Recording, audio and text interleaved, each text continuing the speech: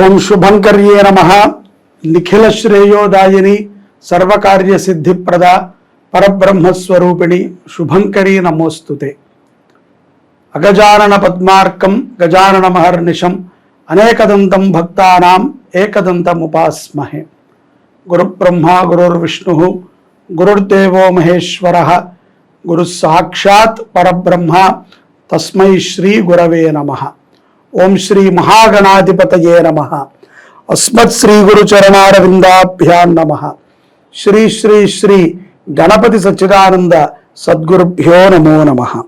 కన్యా రాశి వారికి సెప్టెంబర్ మాసంలో గల గోచార ఫలితాలను తెలియచేస్తున్నాము, శ్రద్ధగా ఆలకించండి. ఈ మాసములో కన్యా రాశి జాతకులలో ఉత్తరా నక్షత్రము 2, 3, 4 పాదాల వారు ఆరోగ్య విషయంలో జాగ్రత్త వహించాల్సి వస్తుంది.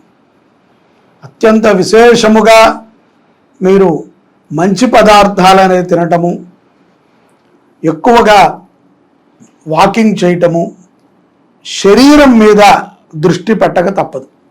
లేని ఎడల కొన్ని సమస్యలు వాటిల్లుతాయి, ధన నష్టము కూడా జరుగుతుంది.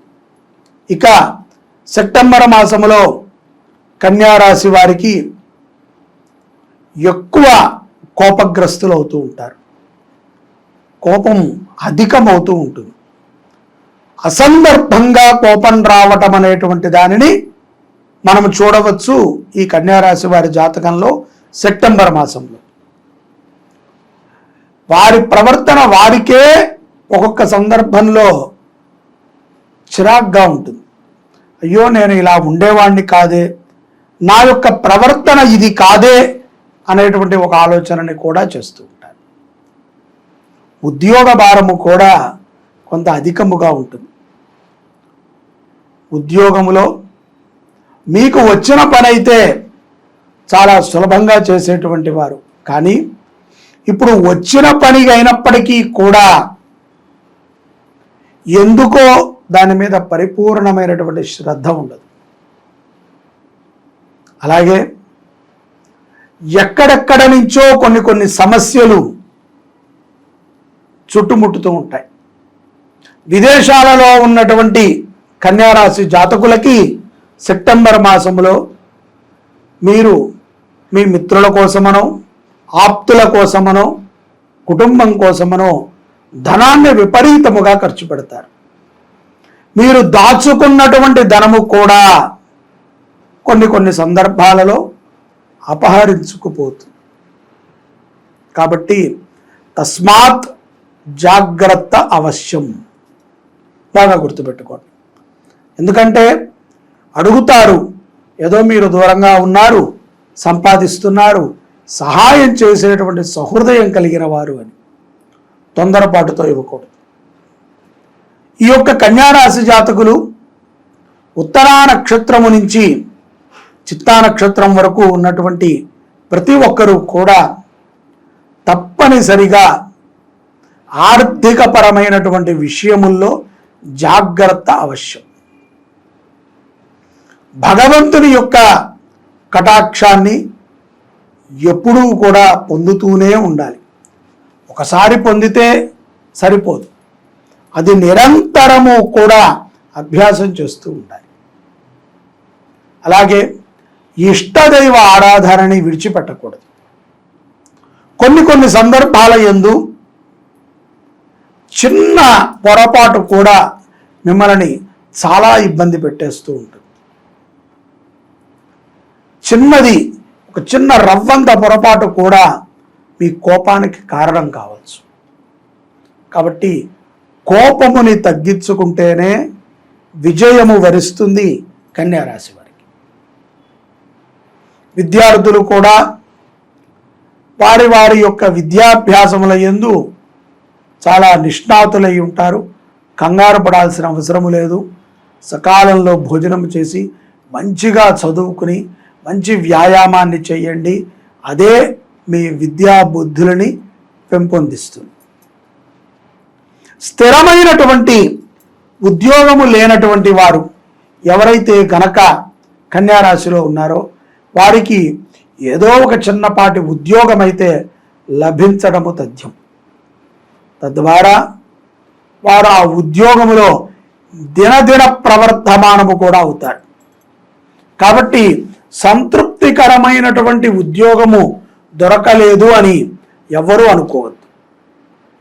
కుటుంబములో చిన్నపాటి కలయిక, చిన్నపాటి స్పర్ధ, చిన్నపాటి విషయము మిమ్మల్ని ఎంతో ఇబ్బంది పెట్టేస్తుంది. తద్వారా మీ ప్రవర్తనలో ఉన్నటువంటి కొన్ని మార్పులని కుటుంబం వారు కూడా గ్రహిస్తారు. ఒక్కొక్క సమయంలో ఫోన్లు ఆఫ్ చేసేయటము, మౌనంగా ఉండటము, ఏకాంతంగా కూర్చోవటము, తిండి తినకపోవటము, నిద్రపోకపోవటము, ఎవరితోనూ కూడా కలిసి ఏ పని చెయ్యలేకపోవట, ఇటువంటి లక్షణాలని కూడా కన్యారాశి వారిలో సెప్టెంబర్ మాసంలో మనం చూడవచ్చు. దానికి గల కారణము మనస్సుకి ఉన్నటువంటి దృఢత్వం కోల్పోవటం, గట్టితనం. మన మీద మనకి కాన్ఫిడెన్స్ లేకపోవటమే దానికి కారణముగా గోచరిస్తుంది. సెప్టెంబర్లో ఈ యొక్క పౌర్ణమి తర్వాత చాలా విశేషమైనటువంటి అనుగ్రహాన్ని కన్యారాశి వారు పొందుతారు.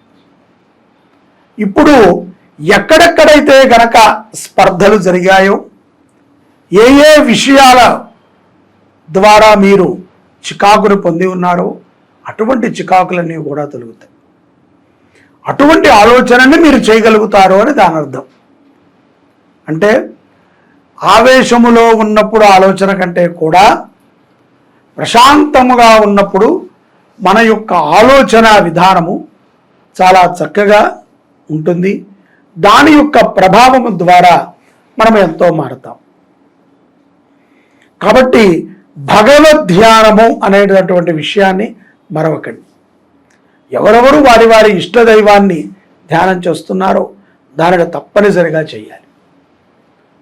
అలాగే భగవద్గీత పుస్తకాలని పంపిణీ చేయటము కానీ, చదవటము కానీ, భగవద్గీత యొక్క సారముని గ్రహించటము కానీ కన్యారాశి వారు సెప్టెంబర్ మాసంలో చేసినట్లయితే విశేషమైనటువంటి అనుగ్రహాలని పొందగలుగుతారు. అలాగే గురు ప్రమాణితులైనటువంటి వారిని సందర్శించటము, వారికి సేవ చేయటము, వారి సన్నిధిలో ఒక పూటో, ఒక రోజో, ఒక గంటో నిశ్చలమైనటువంటి భక్తితో గడపటము అవశ్యం. ఈరోజు మీరు చేసేటువంటి ఈ గొప్ప పని వల్లే రేపటి మీ భవిష్యత్తు నిర్ణయించబడి ఉంటుంది. కోర్టు వ్యవహారాల యందు కూడా అనుగుణమైనటువంటి వర్తమానాలను ఉంటారు. కుటుంబంలో తప్పిపోయినటువంటి వ్యక్తులు ఎవరైనా ఉంటే వారు మీకు తాహసపడతారు. క్షేత్ర దర్శనాలను చేసుకుంటారు. పౌర్ణమి తర్వాత విశేషమైనటువంటి అనుగ్రహాలని కన్యారాశి వారికి గ్రహములు అనుగ్రహించనున్నాయి. ఈలోపు చిన్న చిన్న సమస్యలు వస్తూ ఉంటాయి. వాటిని ధైర్యముగా ఎదుర్కోవాలి. ఎక్కువగా బద్ధకము స్త్రీలకి, కన్యారాశిలో ఉన్నటువంటి స్త్రీలకి గోచరించేటువంటి సందర్భాలు ఉన్నాయి. అవసరానికి మనము ఎవరిని వాడుకున్నా వారిని మనము తిరిగి ఒక సత్కారముతోనో, ఒక పొగడతతోనో, ఒక అభినందనతోనో మనము మన యొక్క థ్యాంక్స్ని తెలియచేయాలి. లేదు మేము ఇలాగే ఉంటాము, మేము ఎవరిని కూడా పొగడము, మేము ఎవరితో కూడా అట్లా ఉండము, వాళ్ళు ఎందుకు నాకు చెయ్యరు అనేటువంటి అహంకారాన్ని ప్రదర్శించకూడదు. మనుషులు తోటి మనిషిని సంపాదించుకుంటాం చాలా కష్టం. డబ్బు సంపాదించవచ్చు, బంగళాలను సంపాదించవచ్చు, కీర్తి ప్రతిష్టలను సంపాదించవచ్చు, కానీ ఇవేమీ లేకపోయినా నిన్నుగా ఇష్టపడేటువంటి వ్యక్తులని సంపాదించటం అనేటువంటిది అరుదైనటువంటి వరం. కాబట్టి ఎవరిని కూడా నిందించకండి, ఎవరిని కూడా హేళనగా మాట్లాడకండి, ఎవరూ కూడా మనకి ఉపయోగము లేదు అని చెప్పి చేదరగా చూడకండి. ఎందుకంటే ప్రతి ఒక్కరిలో ఏదో ఒక శక్తి ఉంటుంది, మనకి తెలియదు. ఏదో ఒకసారి అప్స్ అండ్ డౌన్స్ అవుతూ ఉంటాయి లైఫ్లో. వాటిని మనము సమకూర్చుకుంటూ ముందుకు వెళ్ళాలి తప్ప మరొక విధముగా వెళ్ళకూడదు.